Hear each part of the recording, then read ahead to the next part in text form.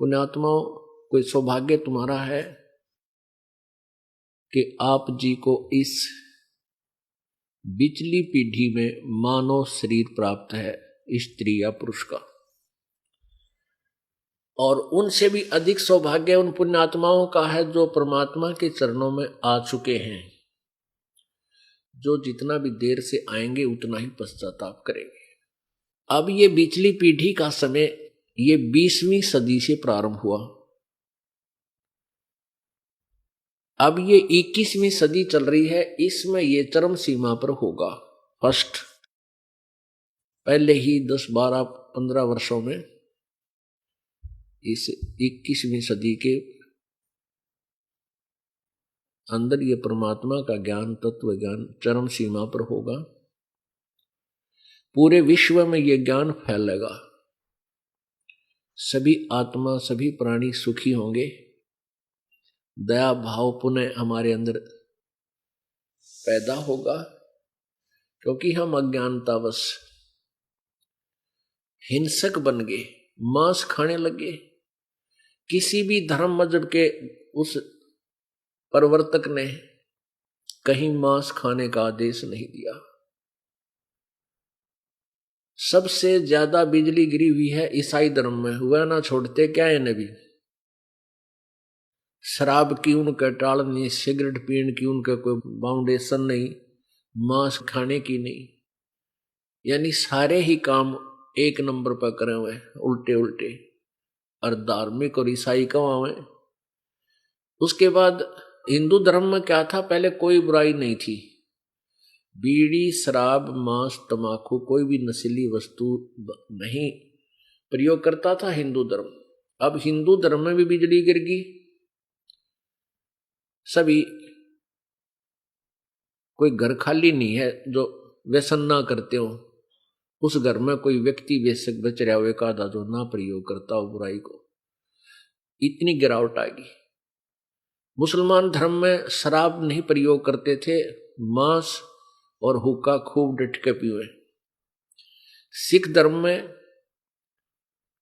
हुक्का नहीं पीते, तम्बाकू प्रयोग नहीं करते, बाकी मांस और शराब कति खूब दूध पानी की तरह पीते हैं, खाते और पीते हैं।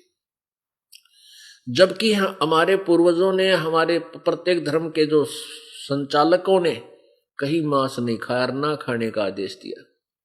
तो बुराई क्यों कर रहे हैं हम? और कर रहे हैं तो फिर धार्मिक कहां, हम उस धर्म के बंदे कैसे हुए? तो ये गिरावट जो आई है या अब फिर दोबारा सेट होगी, और ये प्यारी आत्मा अपने परमात्मा को पहचान कर सतलोक पहुंच जाएंगी। जब तक हम सतलोक नहीं जाएंगे तब तक हमारा जन्म और मृत्यु और ये कष्ट कभी समाप्त नहीं होगा। या कोई प्राणी सुखी नहीं, आप किसी को भी देख लीजिए, निर्धन को लगता है कि धनवान सुखी, धनवान सपने में भी सुखी नहीं है।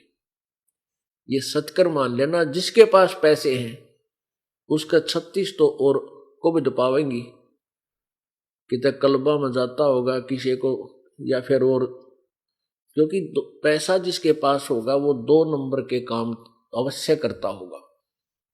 99.99% लोग जो धनवान कहलाते हैं वो अवश्य कुछ ऐसे काम हैं जिनके जो अनुकूल नहीं होते, और फिर उस कारण से उनके पाप इतने बढ़ जाते हैं। और फिर आगे से आगे, जैसे किसी के ने एक फैक्ट्री लगा ली, उसके बाद उसने सोचा एक और लगा लूं, 50-60 लाख 1 करोड़ रुपया कर्जा ले लिया, फैक्ट्री में हड़ताल होगी या कोई और कारण बन गया, कोई व्यवसाय ठीक ना चला, शर्म दर्द, ना जाने कितनी टेंशन लिए सारा दिन घूम रहा है। भले ही वो कार में घूमता दिखे पर चैन कती नहीं उसको। कोई बालक बीमार, किसी का कैंसर, किसी का और बीमारी, चाहे राजा है चाहे गरीब है, चाहे सेठ है, चाहे जीव है, चाहे ब्रह्मा विष्णु महेश तक है, कोई भी जीव इस काल के लोक में सुखी नहीं है। तो सुख का स्थान कहां पर है? सतलोक में।